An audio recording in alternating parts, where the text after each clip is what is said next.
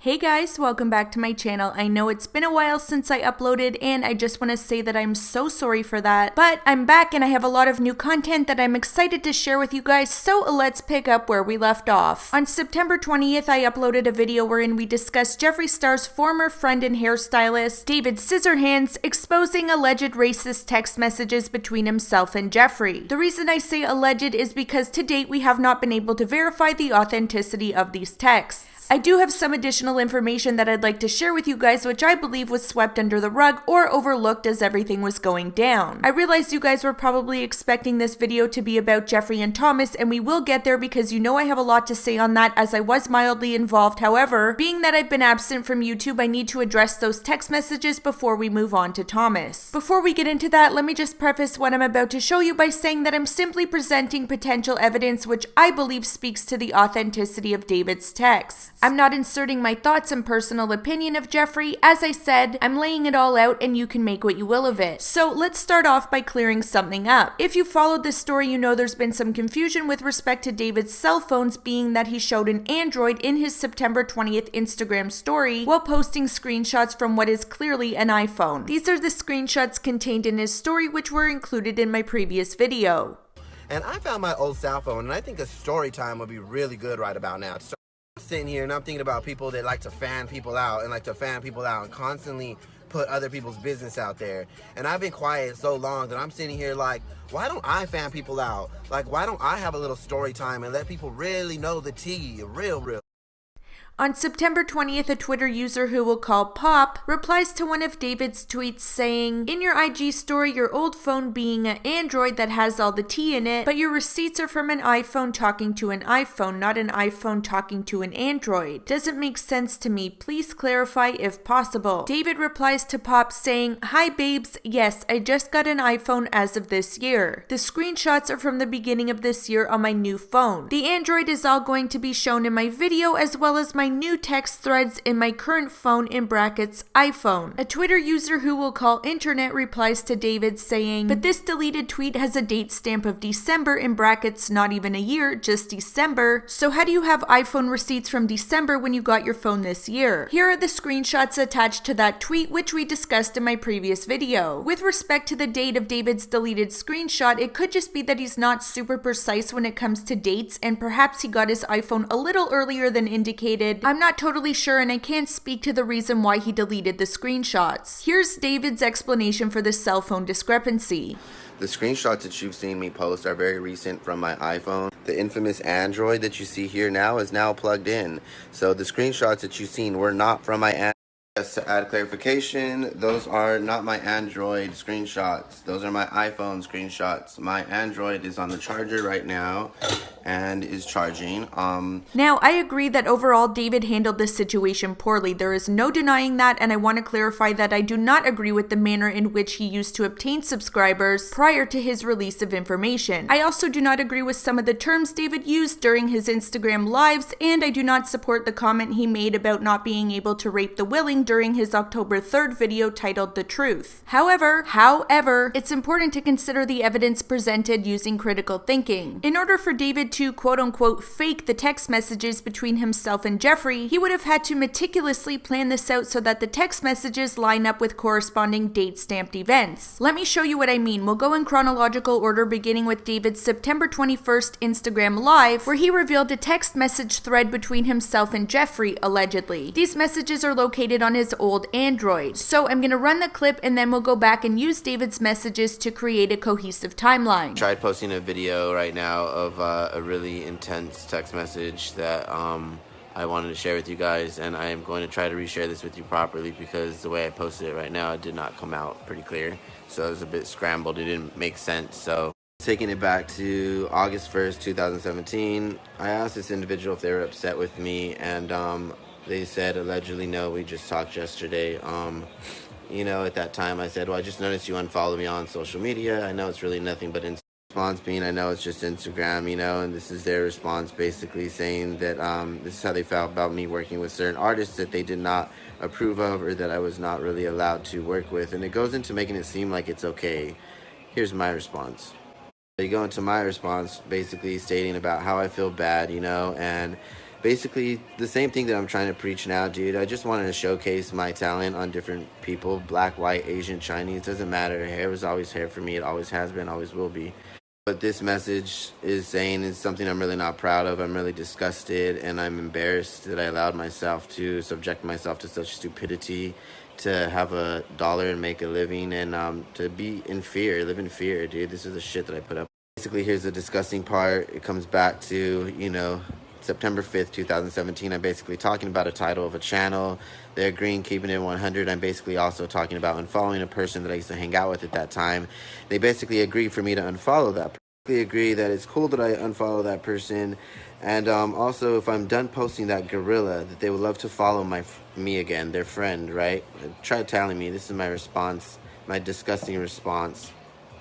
Disgusting. Okay, so obviously I took screenshots of David's video so that you can follow along with me. So it starts off on Tuesday, August 1st, 2017 with David saying, "Are you mad at me, baby?" Jeffree allegedly responds saying, "Huh? We talked yesterday. Haha." David responds saying, "I know, I just noticed you're not following me anymore. I was like," and then he inserted emojis. He went on to say, "I know it's just Instagram. I was just like, ow." Now, if you recall, midway through reading the next message, David clicks view all to reveal the message in its entirety. Jeffree allegedly says, "If you want me to be really honest, it's because you straight up told me you only did Jackie's hair the first time because you really needed the money, which I totally respect. I would never judge someone for accepting a job to put food on the table." So the first time David worked with Jackie was on her collaboration with Artist Couture for LeBron's Diamond Glow powder, which was in or around November 2016. On November 12th, 2016, David posted a boomerang video in this photo of Jackie to Instagram, both of which still remain on his page and ironically located directly next to a photo of David and Jeffree. Jackie also posted a photo from the shoot to her Instagram on November 24th, 2016. Going back to the text message, Jeffree allegedly says, "But I found it personally insulting to have my paper magazine photos on your Instagram and then have her disgusting face next to those. LOL. I just thought it was unnecessary to post that monster, but it's not my page and I didn't want to say anything because it's really not my business. But it's my choice whether or not I want to look at her, and she really affected my life in a horrible, huge way for weeks and did damage to me, so I don't want to look at her ever again." At this point, David swipes out of the expanded message back to the original thread. So Jeffree essentially gave David a pass for this shoot, being that David allegedly told him that he only did Jackie's hair because he really needed the money. Jeffree allegedly continues on saying, "It's nothing against you personally, I just can't look at any photo of her and makes me nauseous, and it's a really sensitive subject, no hard feelings. It's just an iPhone app, you know I have mad love for you and nothing has changed." David responds saying, "I feel bad now, dude, and I never want you to feel like I turned my back on you. She caused a lot of shit for you, me, and Nikki, but on the real, if I can share some messages with you, I've gotten a bunch of feedback from people saying how great it is that I do your hair and hers. A lot of your fans have supported in hers as well, saying great things that I feel have broken those boundaries. Like, look at how racist you're not, Jeffree's hairstylist does both, and Jeffree's so supportive of you, etc, etc, etc. I just want a platform to showcase my work and show these people I can do all types of hair. I love you, I love you, I love you. Wish me luck. I'm about to slay Laura and Ty." Okay, so let's pause here. Jeffree allegedly says that monster, meaning Jackie, quote, "really affected my life in a horrible way for weeks and did damage to me," end quote. According to the date of these text messages being August 1st, 2017, there would have had to be an altercation between the two prior to that date. Now, if we go back in the Here for the Tea archives, you'll notice that I uploaded 2 videos back to back covering drama between Jeffree and Jackie approximately a month and a half prior to Jeffree's alleged August 1st, 2017 text message to David. My first video with respect to this drama was uploaded on June 16th, 2017, and the second was uploaded on June 20th, 2017. I'll leave links to both in the description box below for those interested, but to very briefly summarize, Jackie included Jeffree Star Cosmetics in her April 28th, 2017 anti-haul video, where she explained that she would not buy or review Jeffree Star Cosmetics products due to Jeffree's past racist remarks. Following her video, Jeffree ended up blocking Jackie on Instagram, which led her to posting about it on Twitter, where everything eventually blew up. Jeffree called Jackie an irrelevant rat, accused her of tax evasion and using his name for views, etc, etc. Again, for more in-depth coverage on that situation, check out my previous videos, but at the time it was a huge story. Anyway, now we have legitimate receipts confirming an altercation between Jeffree and Jackie in or around mid-June 2017, which corresponds corresponds with Jeffree's alleged text message to David during that time frame. Now, in David's response to Jeffree, he says, "Wish me luck, I'm about to slay Laura and Ty." This was also on August 1st, 2017. The receipts check out on this as well, being that Laura Lee posted this photo to Instagram on August 2nd, 2017. As you can see, she tagged David in the post. David also posted this photo of Laura to his Instagram on August 2nd, 2017, and in the caption he writes, "Had the honor in taking Miss Laura Lee at Ash Blonde last night, and here's the results." So the night prior to this post was August 1st, 2017, the exact night of the alleged fake text messages between David and Jeffree, wherein David clearly indicates that he was about to slay Laura and Ty. Let's go back to the messages. On September 5th, 2017, David says, "This ain't no Disney, it's the dick sucking channel. LMFAO. I'm dead AF." Once again, there's a documented receipt on the same day of these alleged fake text messages between David and Jeffree. On September 5th, 2017, Jeffree uploaded this snap talking about his review of the new Urban Decay Sex Proof Mascara.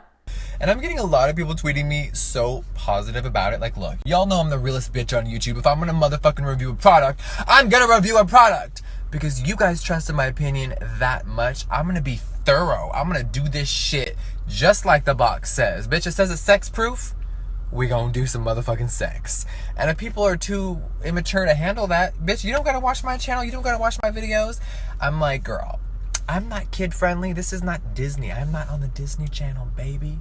I'm on the sucking dick channel. Clearly, David watched Jeffree's snap, messaged him about it, and Jeffree responded to him 9 minutes later saying, "Haha, keeping it 100. 1 minute later, David says, "Always, I'm about to unfollow Angel. I'm tired of seeing his face on the gram." Jeffree allegedly says, "Do it. Are you done posting that gorilla? Would love to follow my friend again. LOL. He allegedly followed that up with, "I tried telling you a while ago, but I'm glad that you experienced who he is for yourself." David says, "Yeah, I gotta live and learn. I erased Jackie's pic next to your magazine cover, tee-hee-hee." Okay, so let's pause here. David says that he was about to unfollow Angel, being Angel Marino, aka Mac Daddy. Now, David and Angel were friends, or at least friendly at one point. I don't know what the current status of their relationship is, but David does follow Angel on Instagram, while Angel does not follow David. Whether David actually unfollowed Angel at the time of his alleged text with Jeffree, only to then refollow him at a later date, remains unclear. Initially, people thought that Jeffree was calling Angel a gorilla. However, on August 1st, 2017, Jeffree said he unfollowed David after he posted a photo of Jackie because she affected his life in a, quote, horrible huge way, end quote, and he, quote, just can't look at any photo of her, end quote. Here we are just over a month later on September 5th, 2017, Jeffree allegedly says, "Are you done posting that gorilla? Would love to follow my friend again. LOL. David essentially confirms that Jeffree is referring to Jackie as a gorilla because in his response, he literally says, quote, "I erased Jackie's pic next to your magazine cover," end quote, which was the entire reason for the unfollow in the first place. David knew exactly to whom the quote-unquote gorilla reference was made towards in order to respond like that. Once he deleted Jackie's photo, Jeffree allegedly responds saying, "I'm back," meaning he refollowed David. Now, let's pause here. If we look at David's Instagram feed, you'll notice he posted several pictures from Jeffree's paper magazine shoot between June 29th and July 5th. The only photos of Jackie that remain on David's Instagram are the ones from her collaboration with Artist Couture from approximately 7 months prior. If we look at Jackie's Instagram feed, she posted 5 photos from her 30th birthday shoot from July 23rd to August 4th. David styled her hair for this shoot and she tagged him in each photo. Being that David's Instagram is essentially his portfolio, wouldn't you think he'd want to showcase his work on Jackie, being that she's an influencer with a large following? He's posted her in the past in addition to posting other influencers, so why would this time/shoot be any different? It doesn't make sense, but of course we need receipts that the photos were actually there to delete. So, David's Instagram and Twitter are linked, meaning that when he posts on Instagram, the post is simultaneously posted to Twitter as well. If you delete a post on Instagram, the tweet with the Instagram link still remains. You'd have to manually delete the tweet, which David didn't. He only deleted the Instagram post. So if you scroll back to July 3rd, 2017 on David's Twitter feed, you'll see a tweet with the caption that would have been the same on Instagram if the post wasn't deleted. It says, "Glammed for the the beautiful @JackieAINA with supporting credits and the IG link. When you click on the link, you're directed to this message, which means the post was deleted. You can also look on David's Instagram feed and see that there's no post between July 2nd and July 5th, 2017. It's assumed that this photo was from Jackie's birthday shoot. Interestingly, going by David's Twitter feed, 2 days later on July 5th, 2017, he posted this photo from Jeffree's Paper magazine shoot, which would have been right beside Jackie's photo had it not been deleted. So this too checks out with the allegedly fake text messages. Also, if we scroll further on David's Twitter timeline, you'll see that he posted photos from Jackie's birthday shoot on July 23rd, 30th, and August 1st, 2017, all of which have been deleted from his Instagram page. So now we have receipts that photos of Jackie were definitely deleted. Does this prove that David deleted the photos because of Jeffree's comment? That's up to you to decide. Does this prove that Jeffree referred to Jackie as a quote-unquote gorilla? No, because although everything else in the text messages checks out in terms of corresponding with actual time-stamped events, the word gorilla could have been easily manipulated. However, I do have a never-before-seen video of David recording himself going through the alleged text messages between him and Jeffree, swiping in and out of Jeffree's contact card, which of course reveals his phone number. In order to confirm Jeffree's phone number, there has to be a middleman because I obviously cannot reveal the number. Thomas Halbert confirmed this to be Jeffree's number prior to all the drama between him and Jeffree. Thomas did not know that I had this video, and he and David do not know each other. However, given everything that's transpired, I totally get Thomas's credibility is shot, so I'm calling on Sanders Kennedy, who initially confirmed Jeffree's number from the iPhone messages, but later indicated that he needed David to go on camera in order to prove that the texts were in fact authentic. David and Sanders ended up going back and forth via text and Insta stories, which I believe ended with them both blocking each other. However, I know that Sanders is on good terms with Jeffree and would therefore be able to confirm the phone number as he initially set out to do. The only other people I know who could potentially confirm Jeffree's number are Peter Mon and Rich Lux, both of whom are on good terms with Jeffree as well. In fact, I welcome any neutral party currently in possession of Jeffree's number to confirm it. Now you guys can go ahead and slow the recording down if you want to read through their alleged conversation, or if you want to match more of the context to actual events if the examples given earlier weren't enough for you. But again, I'm simply providing this video for you to make what you will of it. I realize that this video still won't be enough evidence for some, and I respect that. David and I planned on meeting for an interview, which ended up falling through. I did, however, go through his Android and his new iPhone with him on FaceTime. The phone number listed on Jeffree's contact card in David's new iPhone is the same phone number listed in his Android. I asked David to tap on the info icon to see if there were any voice notes listed under attachments, and there were 2 files. To my knowledge, voice notes between the owner of the phone and that specific contact are stored under attachments. Someone could send David a voice note of Jeffree, which would also be stored under attachments. However, as you'll see in a minute, the voice notes match up with David and Jeffree's conversation, as you can physically see them in the message thread. The 2 voice notes stored under attachments came from Jeffree's number, which again is the same as the Android. How can the conversation on David's Android be between him and anyone else when you actually take the time to match the context of the messages up with actual events? It's pretty clear he's speaking to Jeffree. Again, I know some of you guys will say that you can't see the number to match it, and unfortunately, there's nothing I can do about that, but I welcome any third party to verify that this is in fact his number. Here's a screenshot of the voice notes in their conversation, and here are the 2 voice notes of Jeffree speaking.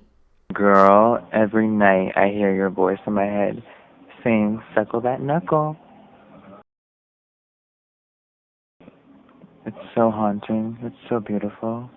You may also recognize the photo of Jeffree behind a curtain from Jeffree's Instagram, which he posted on February 4th, 2018. David is actually the one who took this photo while he, Jeffree, and Lipstick Nick were in San Francisco for Lipstick Nick's beauty tour. Jeffree was Nicole's special guest, and David did both Jeffree and Nicole's hair for the event. Here's Jeffree's Snapchat confirming the aforementioned. Alright, you guys, Nicole's makeup class just wrapped. Girl, you slayed. David slayed your hair. He slayed my hair.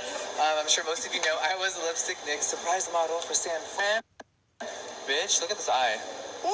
Time to go home, have a seat, have a bench, and fucking chill. Now, if you recall, there was a message contained in my previous video where Jeffree allegedly said, bitch ass N-word. At the time of my previous video, that conversation was kind of displaced. However, now the pieces seem to fit together. Let's go through it. I'm assuming the date is February 1st. Jeffree allegedly says, bitch ass N-word, I love you so much, ha ha ha. David responds to Jeffree saying, yes, of course, I will blow out those edges, lol, I love you more. I got you a little cute surprise, see you soon, baby. Jeffree allegedly responds with emojis. On February 2nd, Jeffree allegedly says, where is she? David responds, just exited. Jeffree allegedly responds saying, going to wash my hair real quick, front door is open. David confirmed that he stayed at Jeffree's house the night of February 2nd in order to make it out to San Francisco for Nicole's event the next day. On February 3rd, the event takes place. On February 4th, Jeffree allegedly says, wow, I can't believe Nicole flew out juicy to Nashville with her. One look. David responds saying, stop, really? Jeffree allegedly